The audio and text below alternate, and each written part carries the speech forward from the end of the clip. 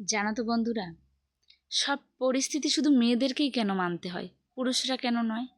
কিছু কিছু কথা আছে, শুনলে পরে পুরো মাথাটা ঘুরে যায়। তখন মাথাটাকে না ঘুরিয়ে মাথাটাকে ঠান্ডা করে পরিস্থিতিটাকে সামনে এনে মোকাবেলা করতে শেখো, তবেই জীবনটা ভালো থাকবে। তো আজ এই সমস্ত কথা বলতে ভালো লাগছে না। আজকে তোমাদের একটা নতুন কিছু দেখাচ্ছি, দেখতে থাকো তোমরা। আমি অনেক দিন আগে একটা গাছ গেড়েছিলাম, বাট সেই গাছটায় এত পরিমাণে লাউ এসেছে, তোমরা না দেখলে বিশ্বাসই করবে না। এখানটায় দেখো এক জায়গায় কতগুলো ধরেছে, আরও ওইদিকে আছে, আরও মানে চারিপাশটায় প্রচুর প্রচুর প্রচুর পরিমাণে আছে। তবে একটা কথা কি জানো তো, ওই সাইডটায় আছে প্রচুর পরিমাণে আছে। আমি অনেক অনেক গাছ গেড়েছিলাম।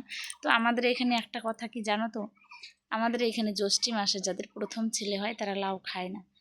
আর কি বলো তো, খায় না। দ্বিতীয়ত যাদের মেয়ে হয় তারা খায়। তো জ্যৈষ্ঠী মাসটা চলে গেলে প্রচুর পরিমাণে আবার সবাই খাবে। তো এটা কি সবার মধ্যে নিয়ম আছে কি না জানি না, এটা আমাদের এখানে সবাই মানে। তো কি বলো তো, কিছু কিছু নিয়ম আছে আমাদের হিন্দু ধর্মে, ভালোই লাগে, বেশ সৌন্দর্যও মনে হয়।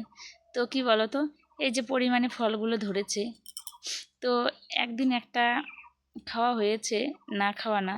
তো বাদ বাকি আছে, কে খাবে বলো? আমি একা একা আর কতই খেতে পারি। আর একার জন্য রান্না করতেও ভালো লাগে না। তোমাদের যদি কারো খেতে ইচ্ছে করে অবশ্যই নিয়ে যেও, আর আমাকে একটু রান্না করে দিও। অল্প একটু দিলেই হবে, বেশি লাগবে না। তো কি জানো তো, আরও সবজি আছে আমাদের বাড়িতে, চলে এসো, সবাইকে অল্প অল্প কেটে দেবো।